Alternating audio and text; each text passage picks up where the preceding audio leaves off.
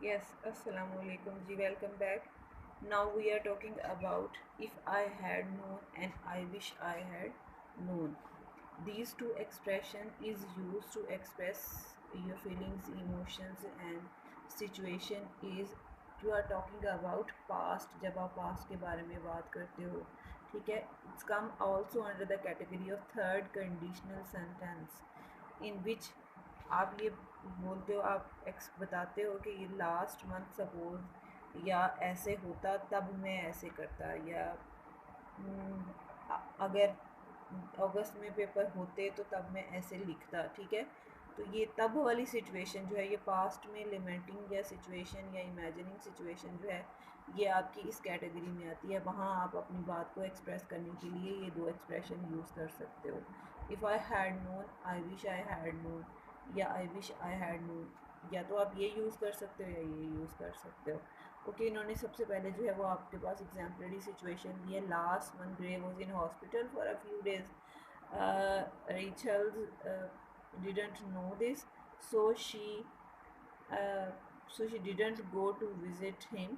They met a few days ago. अब यहाँ पे बात क्या है? If I had known you were in hospital, अगर मुझे पता होता कि आप हॉस्पिटल में हो, I would have gone to see you, तो मैं तुमसे मिलने जाती या जाता. ठीक है. अब यहाँ क्या है कि इफ़ आई हैड नोन, अगर मुझे पता होता. This tells that she didn't know, ये मतलब कि उसे पता नहीं था तब के सिचुएशन के बारे में. अब यहाँ एग्जांपल्स दी हैं. दिस इज़ इट्स फार्मूला कि आप इफ़ वर्ड के साथ जो है आप हैड यूज़ करोगे या एक्सप्रेशन एड. ओके हैड या ed. If we'd, if she'd, if he'd या फिर हैड. लिखने में हैड आएगा, बोलने में इड आएगा. To talk about the past, if I had known, if I had been, if I had done. तो ये एट्सेट्रा इस तरह से आप जो है वो एक्सप्रेशन यूज़ करोगे. पहले आप हैड यूज़ करोगे दैन उसके बाद उसकी पास्ट एक्सप्रेशन यूज़ होती है. सपोज ये देखें example. I didn't C you when you passed me in the street. जब तुम मेरे पास से गली में से गुज़रे. If I had seen you, अगर मैं तुम्हें देखा होता. Of course I would have said hello, तो मैं तुम्हें बुलाता या मैं तुम्हें हेलो करता. ठीक है. This is the situation. Now clear about it. यहाँ पे 3 से 4 एग्जांपल्स दी हुई हैं. For the sake of the length of the video मैं आपको बहुत चीज़ें जो है वो ज़्यादा डिटेल में नहीं बता पाती. So you have to consult. हर चीज़ बहुत क्लियरली आपके कोर्स पैक में दी हुई है. इसी तरह से इसी सिचुएशन का यहाँ पे कंपैरिजन दिया हुआ है. The situation is I am not hungry. If I was hungry, I would eat something. This is in present. I'm not hungry. If I was hungry, I would eat something. यही बात अगर आप past के बारे में करोगे. Like ये अभी की सिचुएशन है लिखा. ऑल दो स्ट्रक्चर जो है वो वाज यूज हुआ है but the meaning is he is showing about the present. लेकिन यही सिचुएशन अगर आप पास्ट के बारे में करोगे कि कल या परसों या पिछले हफ्ते. आई वॉजन हंग्री, मैं भूखा नहीं था. If I had been hungry I would have eaten something. अगर मुझे भूख लगती तो मैं ज़रूर कुछ खाता.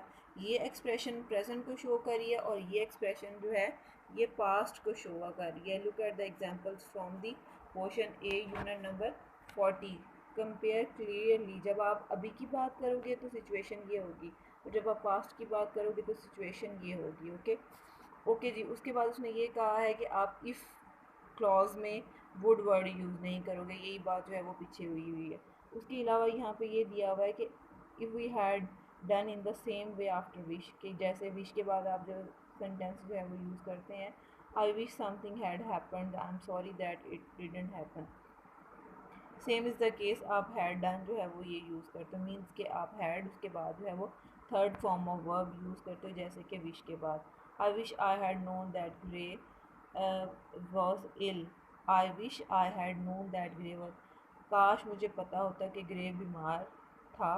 आई would have gone to see him, तो मैं उसे देखने ज़रूर जाता. मतलब ये कि मुझे पता होता कि वो बीमार था तो मैं जाता. मतलब पास्ट की बात है. I feel sick. I wish I hadn't eaten so much. ठीक है. मतलब ये है कि I ate too much cake, तो वो ख्वाहिश कर है कि काश ऐसे ना होता, ये मैंने किया ना होता, ये खाया ना होता. फिर यहाँ पे आपके पास प्रोहिबिशंस दी हुई है. Don't use would have after wish. Wish word use करने के बाद वुड हैव, या तो आप वुड हैव यूज़ करोगे, या I wish I had known, या आई वुड हैव नोन। मतलब ये भी वही मीनिंग देता है, ये भी वही मीनिंग देता है। वुड हैव भी वही मीनिंग देगा जो विश वर्ड दे रहा है। उसके अलावा यहाँ पे दिया हुआ है कि अगर आपने जो है पास्ट की बात करनी है, would do, would have done.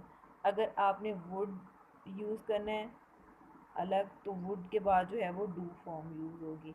और अगर आपने वुड हैव है तो आप यहाँ पे ऑब्वियसली थर्ड फॉर्म यूज़ करोगे। जैसे यहाँ पे ये देखें, द लास्ट एग्जाम्पल्स दी हुई हैं। We would have gone out, हमें बाहर जाना चाहिए था, यही बात आप यूँ भी कह सकते हो, we could have gone out. We would have been ables to go out, we might have gone out, perhaps we would have gone out. This is the same situation. Reason क्या है? If the weather hadn't been so bad, अगर मौसम इतना ख़राब ना होता तो आप ये ऐसे भी बोल सकते हो, we would have, we could have भी बोल सकते हो, माइट भी बोल सकते हो, वी विश भी बोल सकते हो। ठीक है, क्लियर हो गया?